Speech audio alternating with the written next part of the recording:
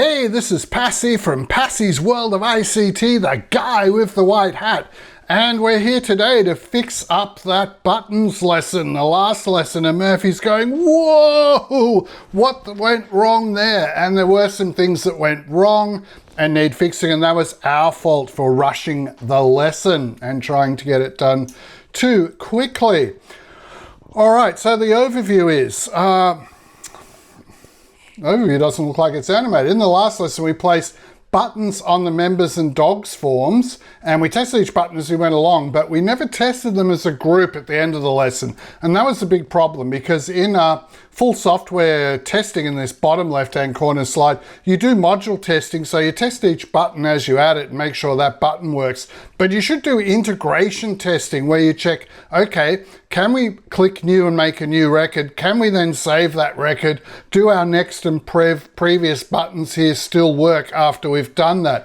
Can we delete a record? After we deleted the record, do all these other buttons still work? And the thing was that we were rushed to finish the buttons, and we're also trying to make the buttons lesson as simple as we could, because we didn't want to get into a whole bunch of sub macros and detailed VBA code, and we thought we could do it as a simplified version, but we can't. As you'll see in this lesson, there's quite a lot of VBA code we need to use to get this 100% right.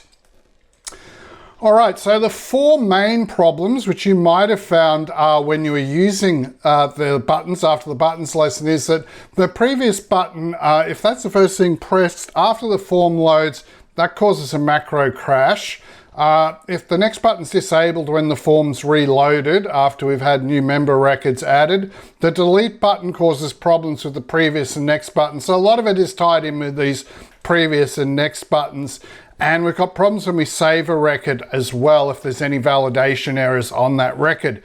So I can see now why on YouTube when you search there aren't many access lessons where they've used previous and next buttons. They just rely on the little access arrows at the bottom left-hand corner of the form. And I can see why now, because it's quite a business to get those previous and next buttons working. So if during this lesson, when we're looking at the fixes and you think, oh, this is way too much to have previous and next buttons, just delete them off your form and you can use those little arrow buttons in the bottom left-hand corner if you want instead. So here's a typical error when we do a new record and then we save it. If we've got some blank fields we haven't filled in here, it just gives us this horrible macro message that it's a number 97, error number 2950, which means absolutely nothing unless you happen to Google that and research it in depth.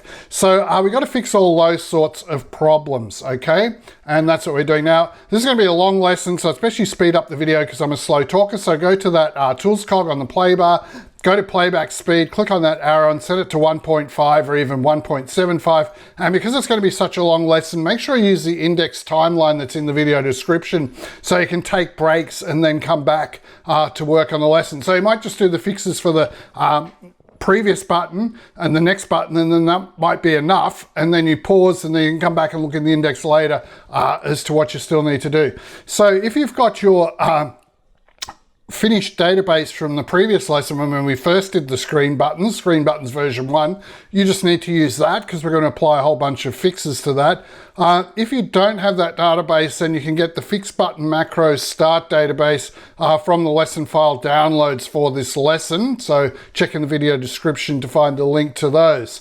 Now there are additional fixes as well, but before we go to them, okay, so let's look at some of the existing problems we're talking about. So we've loaded up, this is what we had at the end of the buttons lesson. So let's just hide the ribbon here so that we can't see it. And we'll open up the members screen form. All right, so everything seems all right. The next and previous buttons work. You can save someone's phone number change. So if we change that to a 5, that saves, and that's all good. But there's no message to confirm that we've saved the record, so that's not good. That's something we need to fix.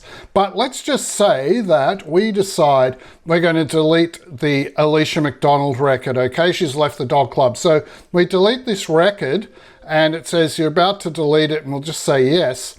Now that we've deleted it, our previous and next buttons are all working. Okay, that's interesting because usually they don't work.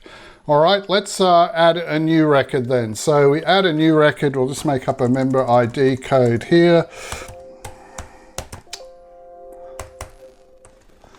Okay, because Alicia's decided, no, she tried out this other dog club and didn't like it, so she's going to come back to our dog club. All right, so if we start adding that and then just click save, it tells us she must enter a value in the member street. So that's really good because we need to do that. And then we'll say okay on that. But after the okay, see how we get this horrible macro crash, which is a 295097. If you use your next button, you get a macro crash on that. If you use the previous button, that also gives a macro crash.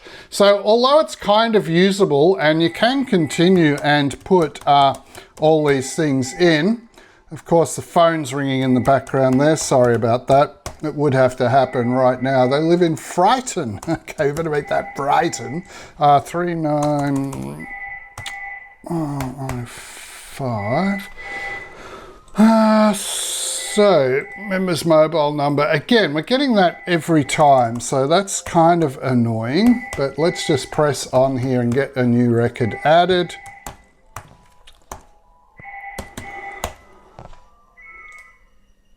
Okay, so let's go to there, save it. Membership fee must be exactly $60, that horrible macro thing again. So let's fix that up and save it. And again, there's no confirm message, but it looks like we've saved it all right. And okay, and previous and next buttons seem to work.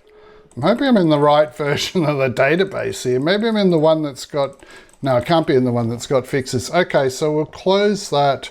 We'll open it again. All right, so what else can we do? So let's just delete that record and say, no, we won't delete it. And then we'll change our mind. Yes, we're going to delete it.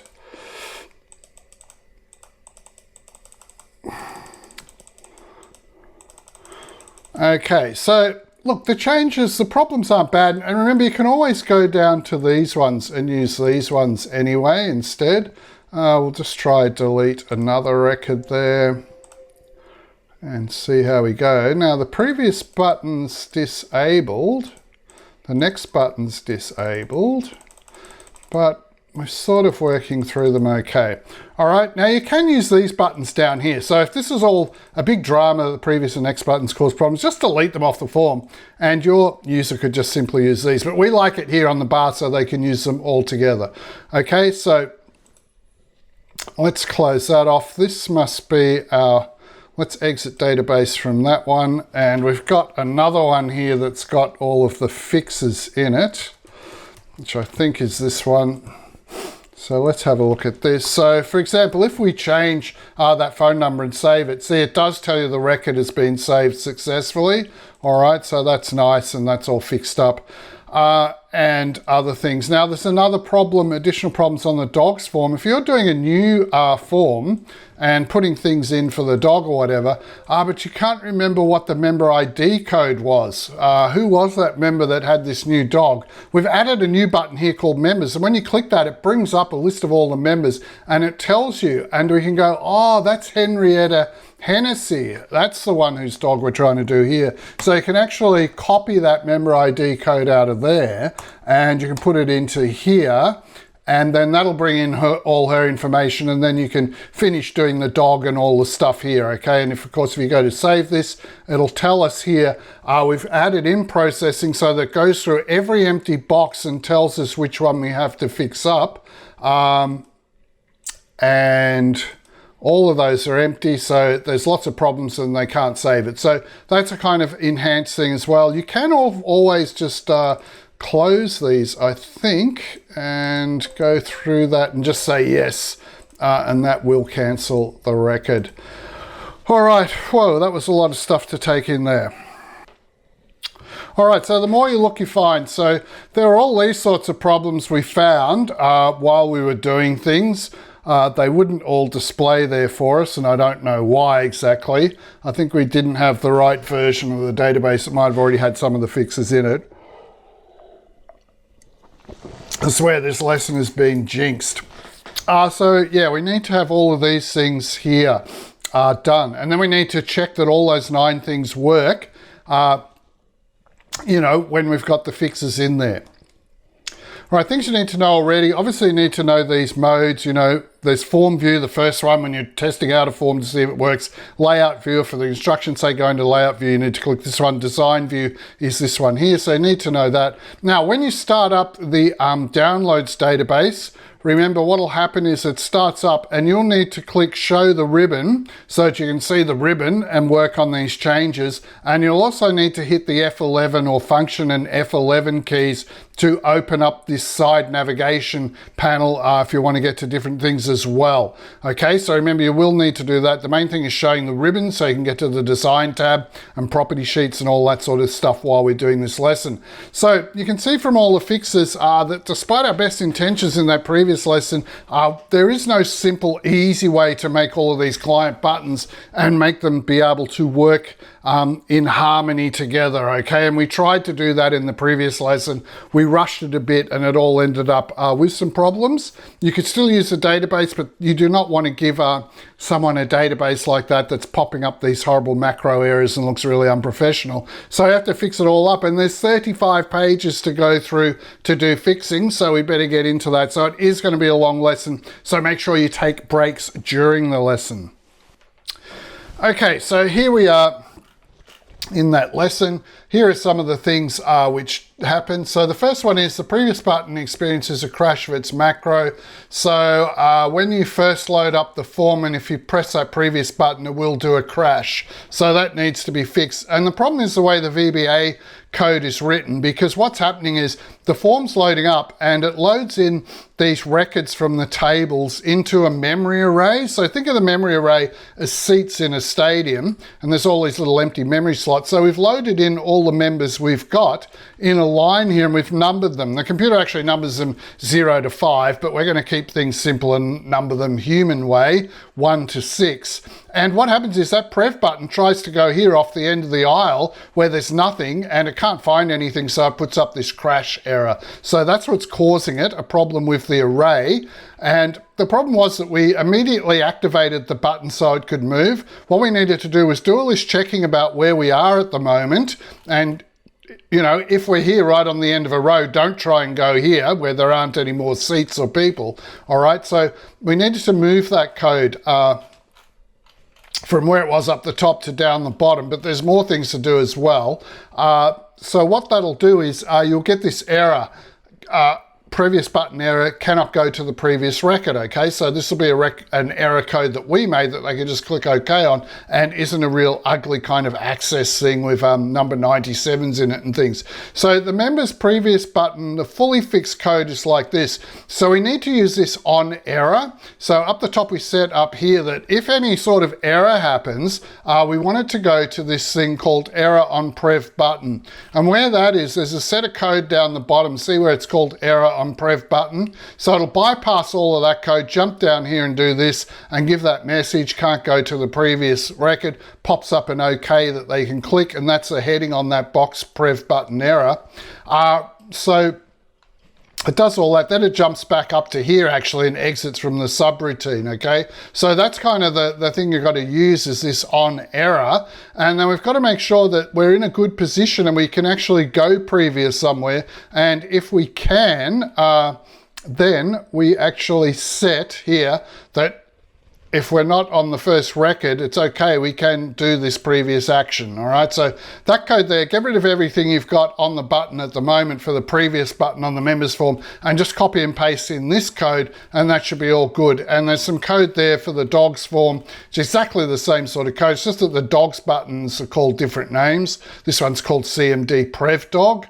I think the members one was called CMD Previous Record, this one. So it's only these couple of lines that change, everything else is the same. But get rid of all of, open up your dogs form, go into layout view, right click on the Prev button, do the build event thing, get into the code and just replace it with all of this, okay, for that subroutine. Now, after we add a new member, the next button can become disabled. and so we have to fix that. And the way we do that is we use an onload event, okay?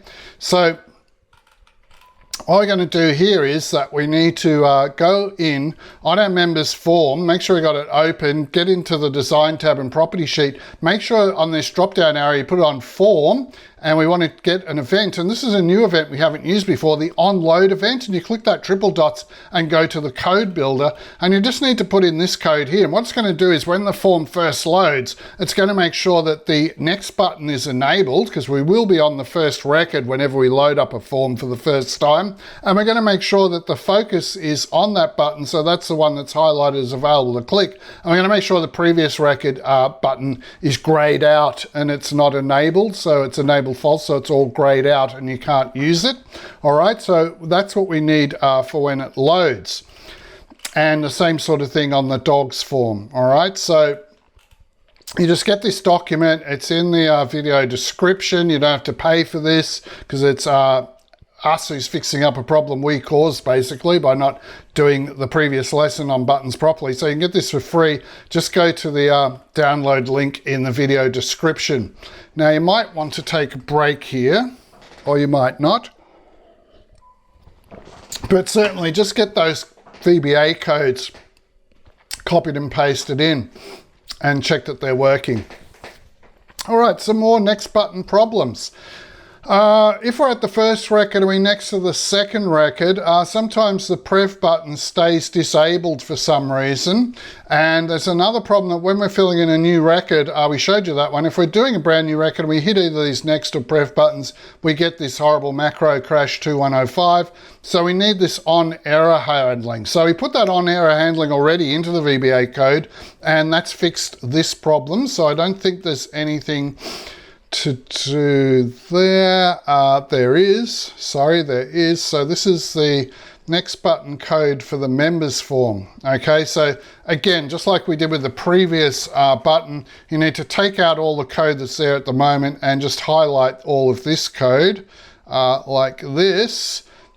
Not the end sub, just down to there. Yeah, and just copy and paste that in, and that will fix those problems. All right, now we're not going to go through, if you've done our VBNet programming course, this will sort of make sense. But the idea of this Access course wasn't really for it to be a VBA coding course, but it's turned out we need to use a lot of VBA code when we get to these more advanced features like having client buttons along the bottom of the form. So we're just dimensioning some areas in memory here where some numbers can go. We're counting how many records there are. I remember when we looked at those stadium seats and there were 6 people. So we're counting up that there's 6 members at the moment. And we have to do this index position +1 because the silly computer starts counting at 0 and humans start counting at 1. Now, if the index position is the total records, that means we're right on the last record. So we want to make the previous record button enabled, make sure that's usable.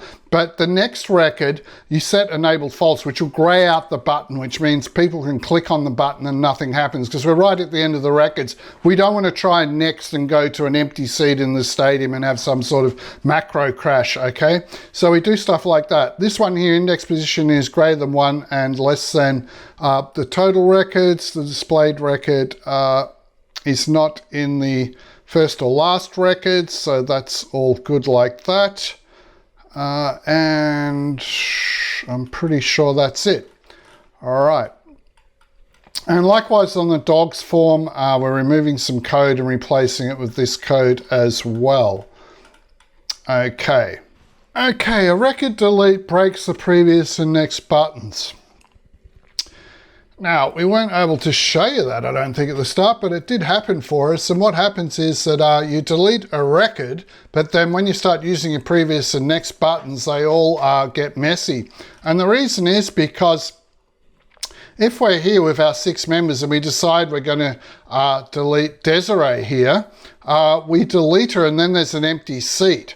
And what we really need is not to have this gap, because what happens is when you previous record to this empty spot, it'll have the macro crash. Or if we're down in here and we next record from Juanita there to this empty spot, that makes a crash. So Access can't cope with moving along with the previous and next buttons and hitting an empty spot. What we need is these three people here to all shuffle down one seat so that everything's numbered 1 to 5, okay? So how can we get them to all shuffle down and fill up the gap so that when we're doing previous and next, there are not empty spaces and there are not crashes in the memory array? So how we do that is we're just doing a little trick where it'll automatically resequence everything and bunch them up together if you close the form and reopen it. And that'll happen so quickly the user won't even notice it happening. So that's how we decided to fix it, rather than try and use some very complicated VBA code or anything like that. So what we've got is that when the record's deleted, we pop up this message box. So we need a message box action in there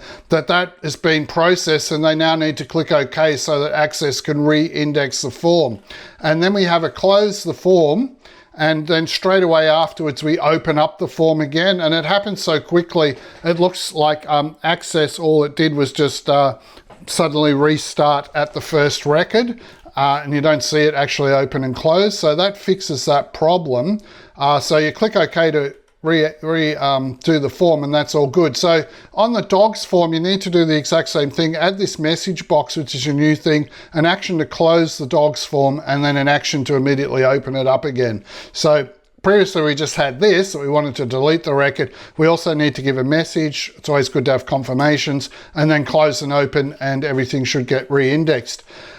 All right, now the new records, if you were clicking the save button and there were validation errors as well as empty fields, all these sort of problems happened, and macro crashes and things like that. You can read about it through here, but what we need to do is we need to, on that, we're not using VBA code to do the saving, we're actually using a macro. So in that macro for the save button, you need to go into that one. So get on your members save button in layout view, right click it and go build event to get into the macro builder here. And what we need to do is we need to add a new action called on error, so that if any sort of error happens, we're going to do something. So this is kind of the macro version of the on error stuff we did in the VBA code. And what you need to do here is we need to add this action on error and not go to next. We need to use that down arrow to change it to go to macro name. All right, so we want to have an on error that goes to macro name. And for the macro name, we're going to call the name of the macro the save error message macro.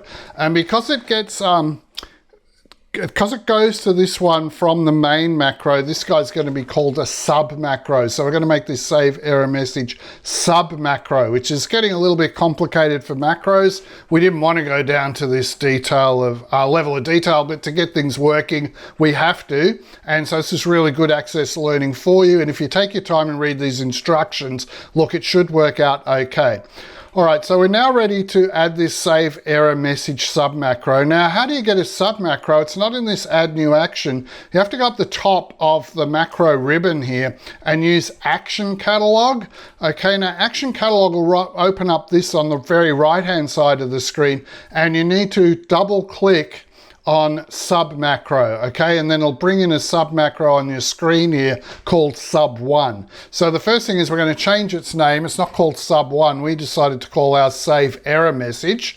All right, so we're just going to call our sub macro save error message. So what's going to happen is if any sort of error happens with the save button, it's not going to try and save the record or do anything. It's going to just jump straight to this save error message sub macro, and we can have separate actions here inside the sub macro where it does its own thing, and then it comes back to the main macro. So think of it like this. The main macro could be like getting dressed and ready for work or for school. And a sub macro is putting your shoes on. That's part of the process, okay? So you have to get your shoes and, you know, get them on your feet and do the laces up. And when that's all finished, you come back to the main macro and do the next thing, which might be just, I don't know, fixing up your hair or something in the bathroom mirror to make sure it looks good. So a sub macro is just a little sub process we're going to go off and do. And we're only going to do this sub process if there is an error.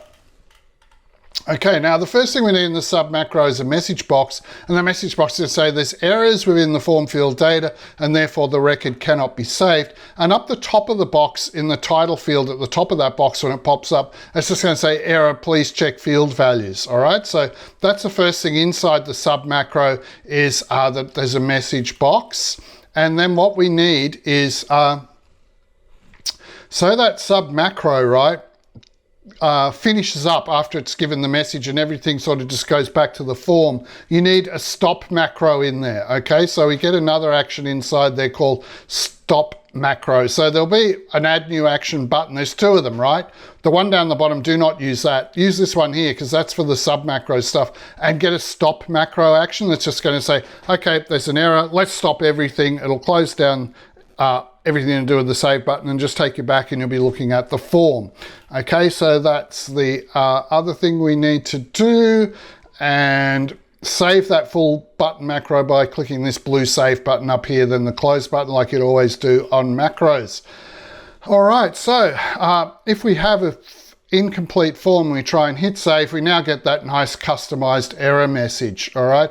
But we still get the validation messages as well. And we're going to do something about that later on.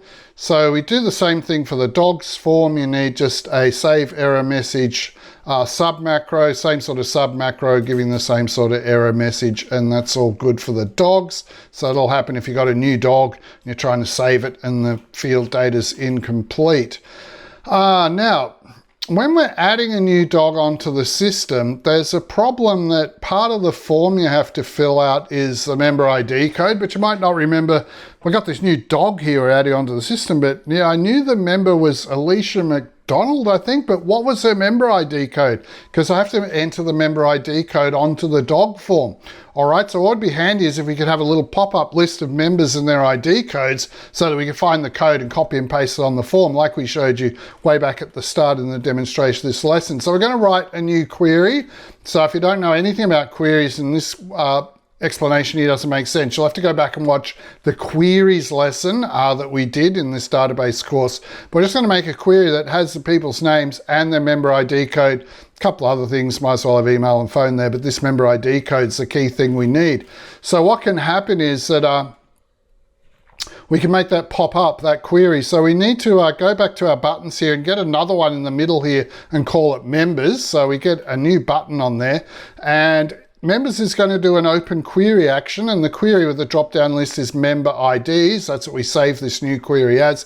We just want it in data sheet view.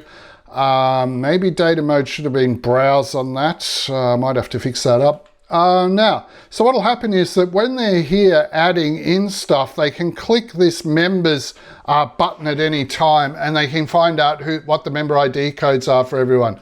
All right, so here we are. They're adding a new dog. They've got Waffles, the new dog, entered in here, but they need to do the member ID code. Well, they can just click that members button. It'll bring up all the members, and this one must be for Paulina Punkle, who's a new member. So they can just copy and paste that member ID up into here, press enter, and all of Paulina's information will come into the form, and then they can save it. All right, so it's just a handy little thing, a handy helper for people when they're entering new dogs onto the system. Now, as we showed you, there is a confirmation record message when you delete a record, but when you save it, you just keep clicking that save button. It doesn't tell you whether anything good has happened or not. So obviously after that save, we need to go back in the save button macro and have a message box as well, which we should be good at making by now, and just say the record has been successfully saved, so that when you change something or add a new person and click that save button down here, you just get a message, the record has been saved successfully, so you can click OK, and you don't have to keep clicking this save button wondering what the hell's going on. Has it saved my record? Has it not saved my record? And do the same sort of thing on the dogs form so that it can do all those things. And now we're kind of in the home stretch, I think. We've just got a couple more things to do here. So yes, we're on page 28 of 35, so I'm getting there. So when someone's doing a new member, if they leave a field blank, which is easy to do if you're in a hurry, and try and click save, we want to tell them which field is left blank, and we can do that with VBA code. So I have got validation. If they type something in, it'll check what they type in, but if they haven't touched a field at all and put anything in it or even clicked in that field, well then there is no validation. Validation's triggered by them clicking in the field. So if they skip past the field and don't click in it, there won't be validation. So we're going to make this little VBA code. So we're going to have this before update event for the form. So make sure you're working at form level on the dog's form. And we're going to have an event, the before update, click the triple dots and get the code builder. And the code we're going to put in is this code here. And look, this is a little bit complicated, this code, but what it does is it says for each field, each of those data boxes on the forms, it's just going to go around and check is null, okay? So if the field is empty, so is null means it's empty, you didn't type anything into it, it's going to give this error message. That field particular name, like sort of a breeder name or something, is empty, and you can click OK on the message. So that will go round with this for next loop. Okay, so a for next is how you do repeats, but we're not going to sort of go into that in detail. If you've done our VBNet lesson, you'd know it. But look, for you Access people, this was only supposed to be a beginner's course. Just copy and paste this code into that subroutine. It should do the job. And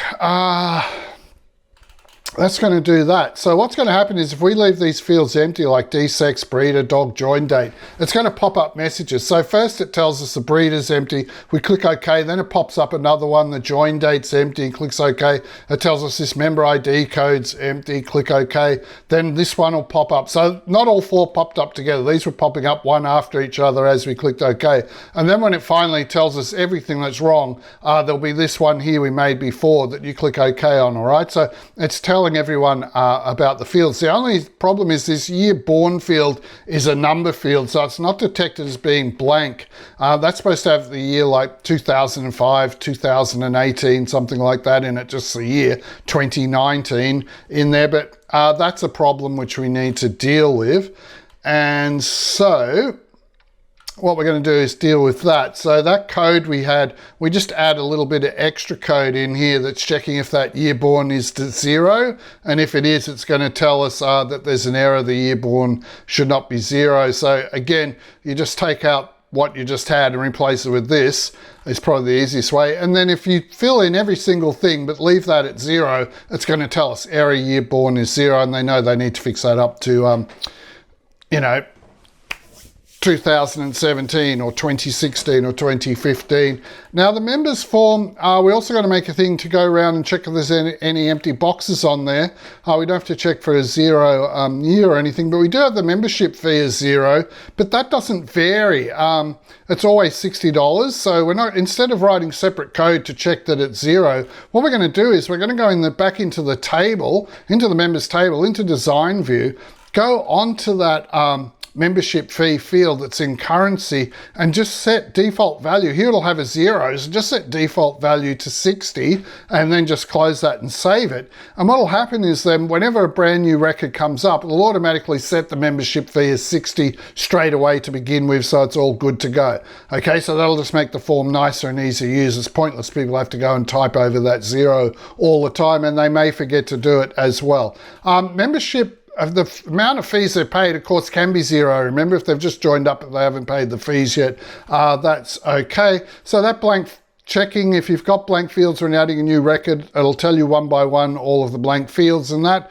So that's all going to be good. So it's certainly taken a lot of work to get these buttons right. It was a long lesson, the first one, just making the buttons. And it seemed like when we had tested them one by one, they all worked and it was all good and ready to go. But of course, when we did integration button and started adding a new record and then saving that record, then trying to delete the record, modifying a record, use our previous and next buttons, maybe go back that record we added, we decided we don't want and we delete that record. All these things integrating and working in unison with each other wasn't happening. They weren't all singing the same song and working together. It was like some of the instruments in the band were badly out of tune with the other ones. Okay, so we had to do all these fixes, and they have been complicated, but look, hopefully a lot of it is just copy and paste work for you. Don't try and understand the code because you don't have to.